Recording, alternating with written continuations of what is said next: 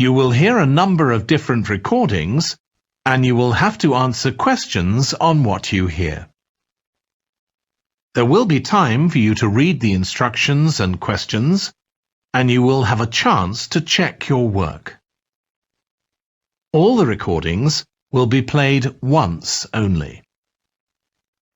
The test is in 4 sections. At the end of the test, you will be given 10 minutes to transfer your answers to an answer sheet. Now turn to Section 1.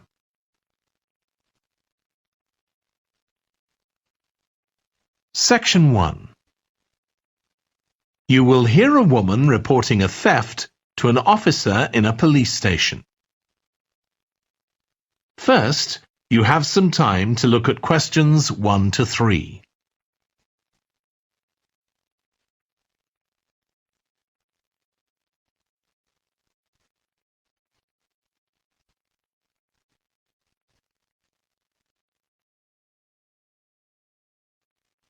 Now we shall begin. You should answer the questions as you listen, because you will not hear the recording a second time. Listen carefully and answer questions 1 to 3. Good morning. What can I do for you? I want to report a theft. I had some things stolen out of my bag yesterday. I'm sorry to hear that. Right, so I'll need to take a few details. Can I start with your name? Louise Taylor. Okay, thank you. And are you resident in the UK? No, I'm actually Canadian, though my mother was British. And your date of birth? December 14th, 1977. So you're just visiting this country? That's right. I come over most summers on business. I'm an interior designer, and I come over to buy old furniture, antiques, you know? There are some really lovely things around here, but you need to get out to the small towns. I've had a really good trip this year, until this happened. Okay. So you've been here quite a while? Yes, I'm here for 2 months. I go back next week. So, may I ask where you're staying now? Well, at present, I've got a place at Park Apartments. That's on King Street. I was staying at the Riverside Apartments on the same street, but the apartment there was only available for 6 weeks, so I had to find another one. Okay. And the apartment number? 15. Right. Before you hear the rest of the conversation, you have some time to look at questions 4 to 10.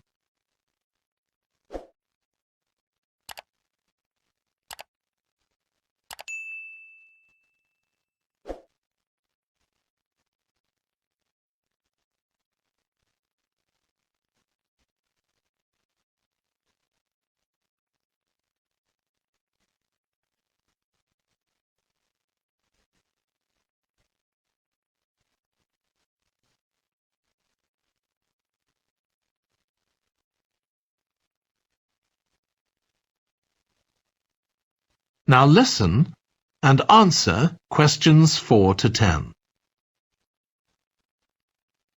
Now, I need to take some details of the theft.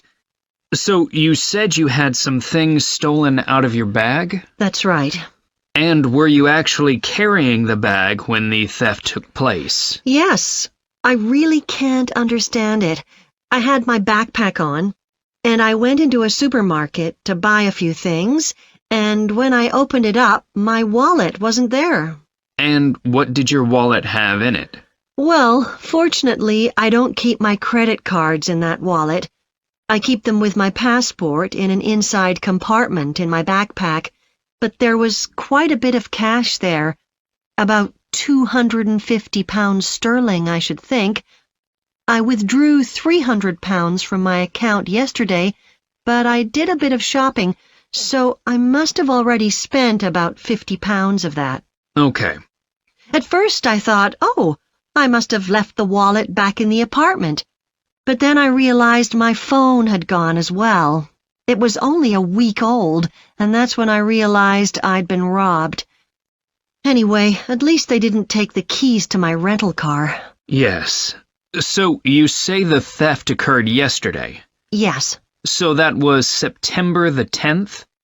And do you have any idea at all of where or when the things might possibly have been stolen?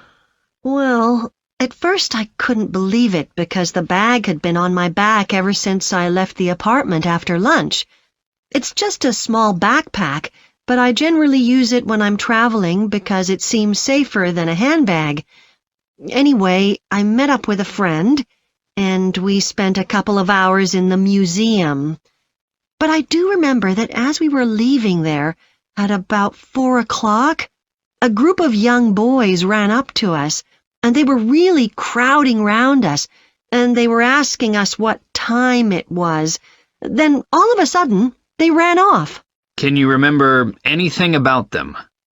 The one who did most of the talking was wearing a T-shirt with a picture of something. Let's see. A tiger. Right. Any idea of how old he might have been? Around 12 years old? And can you remember anything else about his appearance? Not much. He was quite thin. Color of hair? I do remember that. He was blonde. All the others were dark-haired. And any details of the others? Not really. They came and went so quickly. Right. So what I'm going to do now is give you a crime reference number so you can contact your insurance company. So this is 10 digits. 87954-82361. Thank you. So, should I contact... That is the end of section 1. You now have half a minute to check your answers.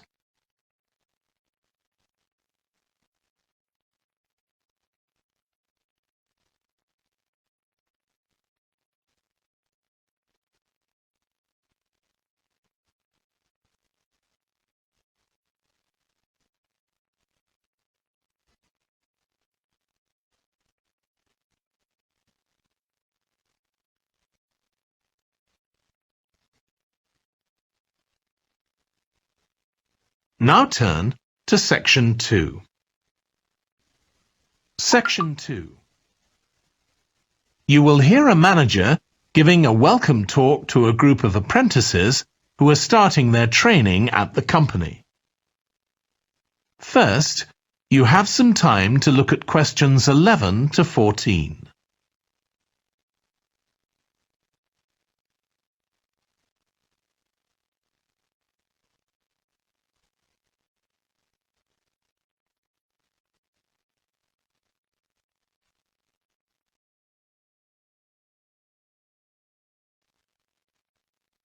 Now listen carefully and answer questions 11 to 14. Good morning, everyone. My name's Janet Parker, and I'm the Human Resources Manager.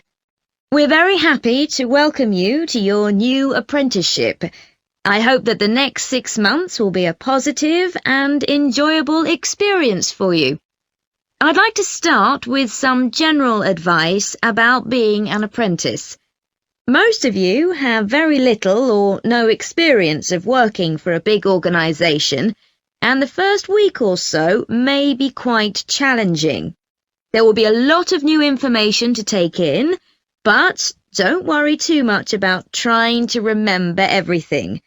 The important thing is to check with someone if you're not sure what to do. You'll find your supervisor is very approachable and won't mind explaining things or helping you out. You're here to learn, so make the most of that opportunity. You'll be spending time in different departments during your first week, so make an effort to talk to as many people as possible about their work. You'll make some new friends and find out lots of useful information. As well as having a supervisor, you'll each be assigned a mentor. This person will be someone who's recently completed an apprenticeship, and you'll meet with them on a weekly basis. Their role is to provide help and support throughout your apprenticeship. Of course, this doesn't mean they'll actually do any of your work for you. Instead, they'll be asking you about what goals you've achieved so far, as well as helping you to identify any areas for improvement. You can also discuss your more long-term ambitions with them as well. Before you hear the rest of the talk, you have some time to look at questions 15 to 20.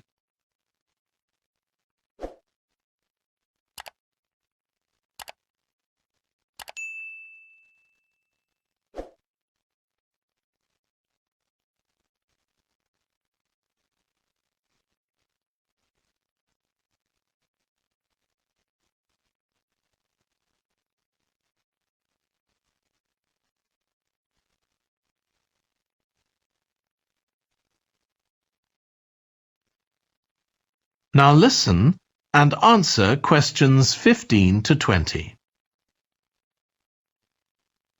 Now, I just want to run through a few company policies for our apprenticeship scheme with you. Most importantly, the internet.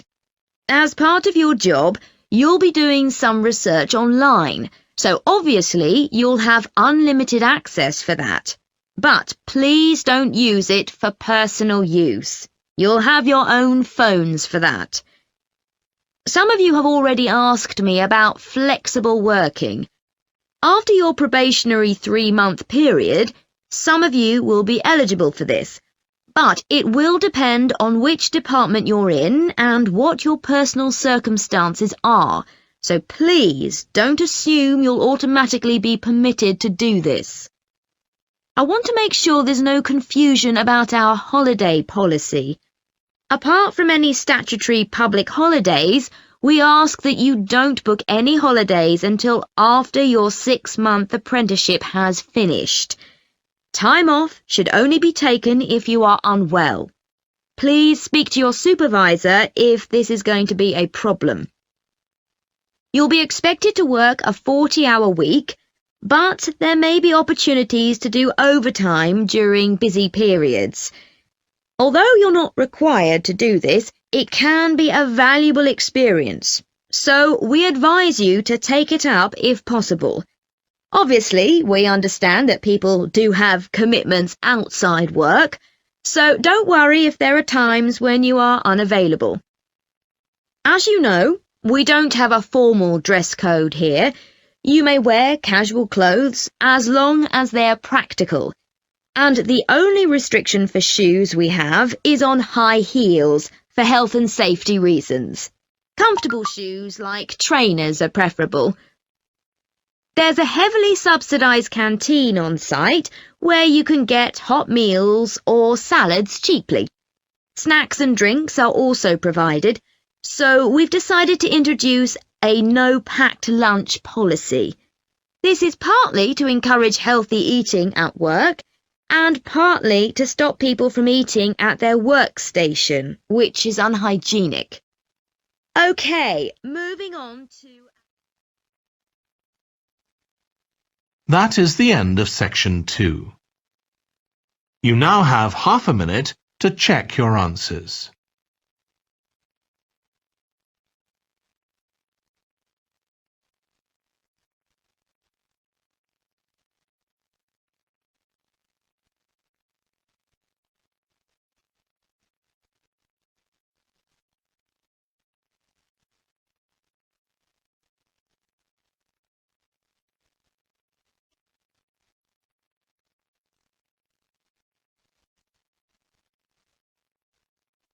Now turn to section 3.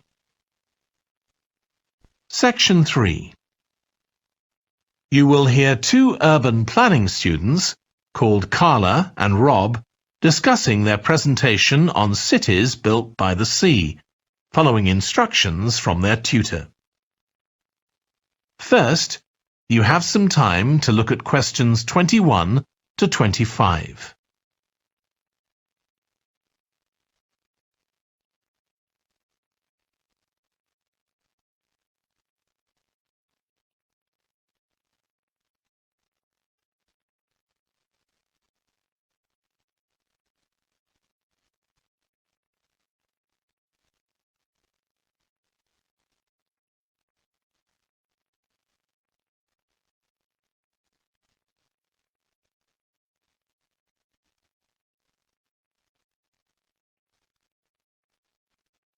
Now listen carefully and answer questions 21 to 25. Okay, so what I'd like you to do now is to talk to your partner about your presentations on urban planning.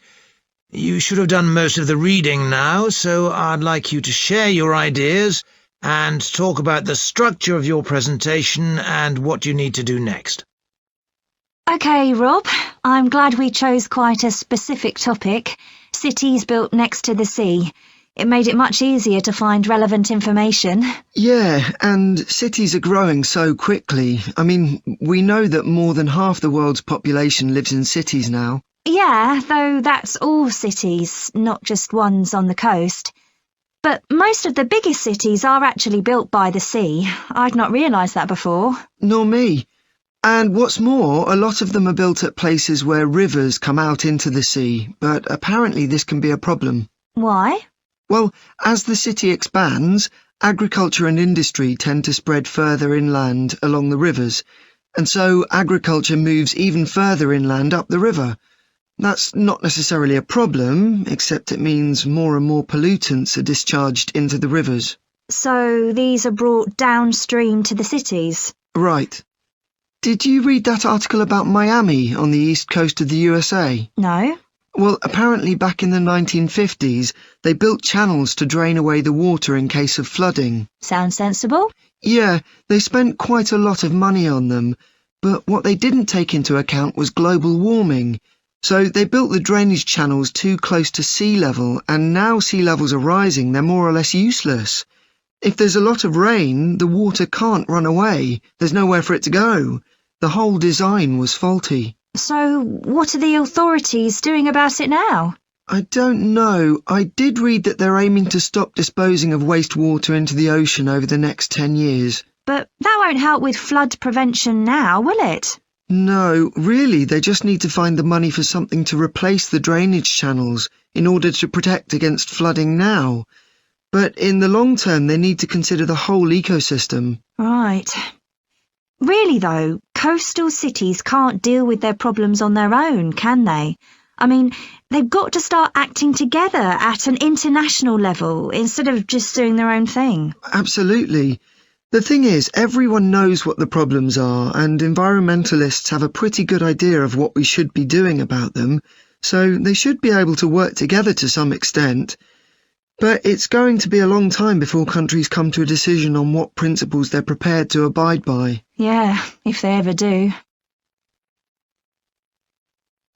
Before you hear the rest of the discussion, you have some time to look at questions 26 to 30.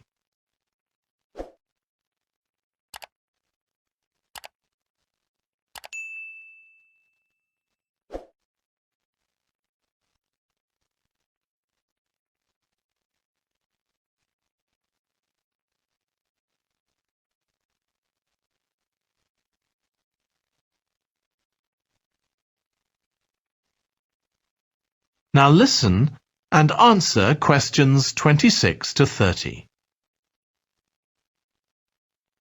So, I think we've probably got enough for our presentation. It's only 15 minutes. OK, so I suppose we'll begin with some general historical background about why coastal cities were established. But we don't want to spend too long on that. The other students will already know a bit about it. It's all to do with communications and so on. Yes. We should mention some geographical factors, things like wetlands and river estuaries and coastal erosion and so on. We could have some maps of different cities with these features marked. On a handout, you mean? Or some slides everyone can see? Yeah, that'd be better. It'd be good to go into past mistakes in a bit more detail. Did you read that case study of the problems there were in New Orleans with flooding a few years ago? Yes, we could use that as the basis for that part of the talk. I don't think the other students will have read it, but they'll remember hearing about the flooding at the time. OK. So that's probably enough background. So then we'll go on to talk about what action's been taken to deal with the problems of coastal cities. OK. What else do we need to talk about? Maybe something on future risks, looking more at the long term if populations continue to grow? Yeah, we'll need to do a bit of work there. I haven't got much information, have you? No, we'll need to look at some websites. Shouldn't take too long. Okay. And I think we should end by talking about international implications. Maybe we could ask people in the audience. We've got people from quite a lot of different places. That'd be interesting if we have time, yes. So now, shall we go on? That is the end of section 3. You now have half a minute to check your answers.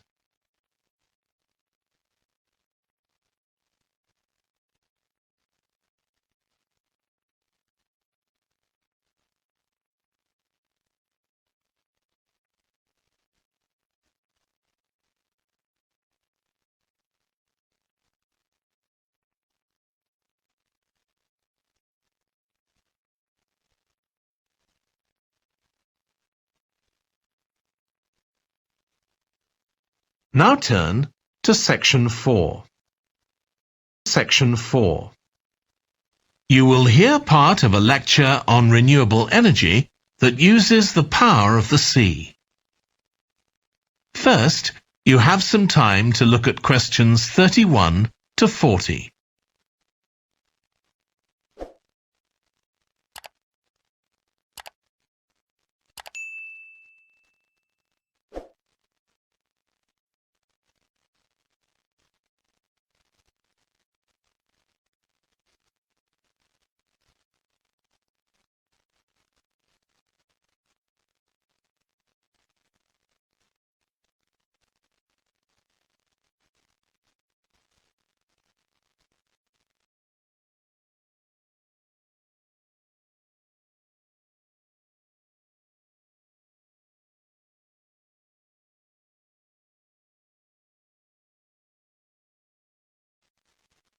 Now listen carefully and answer questions 31 to 40.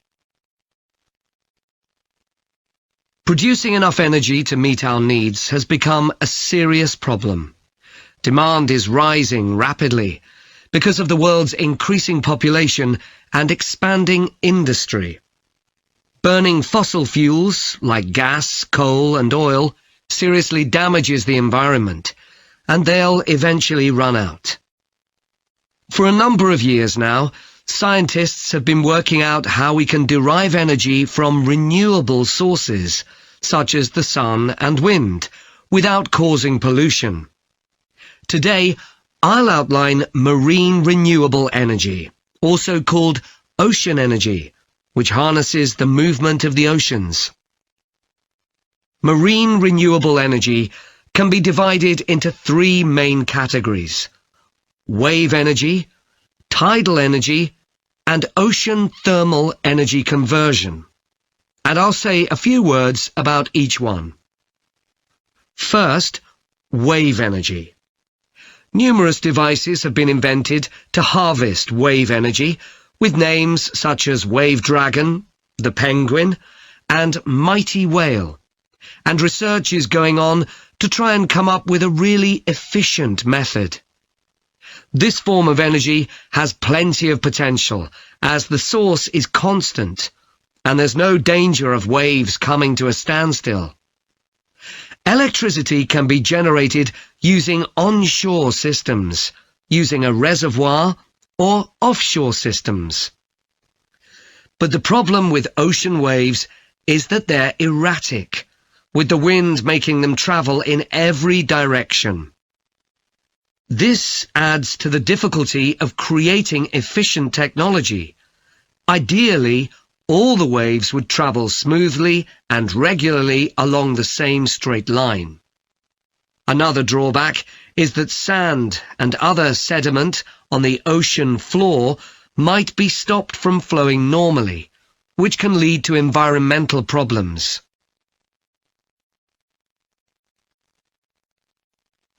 The second category of marine energy that I'll mention is tidal energy. One major advantage of using the tide rather than waves as a source of energy is that it's predictable. We know the exact times of high and low tides for years to come. For tidal energy to be effective, the difference between high and low tides needs to be at least 5 meters.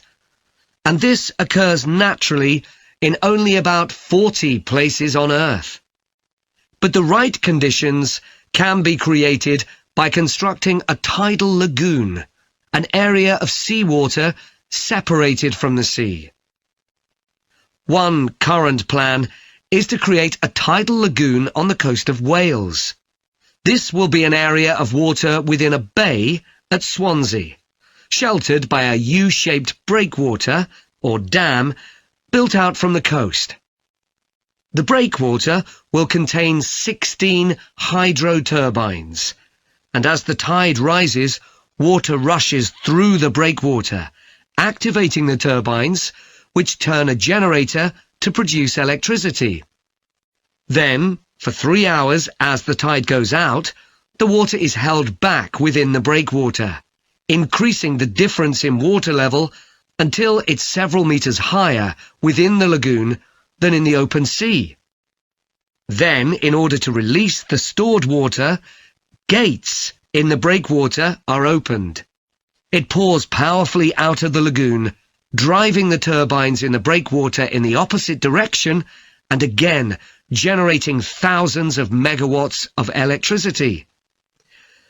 As there are 2 high tides a day, this lagoon scheme would generate electricity 4 times a day, every day, for a total of around 14 hours in every 24, and enough electricity for over 150,000 homes. This system has quite a lot in its favour. Unlike solar and wind energy, it doesn't depend on the weather. The turbines are operated without the need for fuel, so it doesn't create any greenhouse gas emissions, and very little maintenance is needed. It's estimated that electricity generated in this way will be relatively cheap, and that manufacturing the components would create more than 2,000 jobs, a big boost to the local economy. On the other hand, there are fears that lagoons might harm both fish and birds, for example by disturbing migration patterns and causing a build-up of silt, affecting local ecosystems. There are other forms of tidal energy, but I'll go on to the third category of marine energy, ocean thermal energy conversion. This depends on there being a big difference in temperature between surface water and the water a couple of kilometres below the surface, and this occurs in tropical coastal areas. The idea is to bring cold water up to the surface using a submerged pipe. The concept dates back to 1881, when... That is the end of section 4.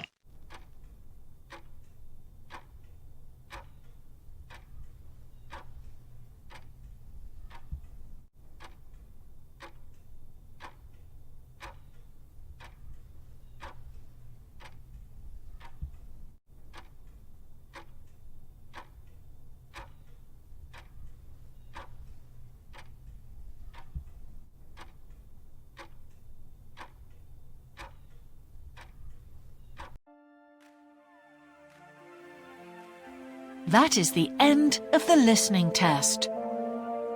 In the IELTS test, you would now have 10 minutes to transfer your answers to the answer sheet.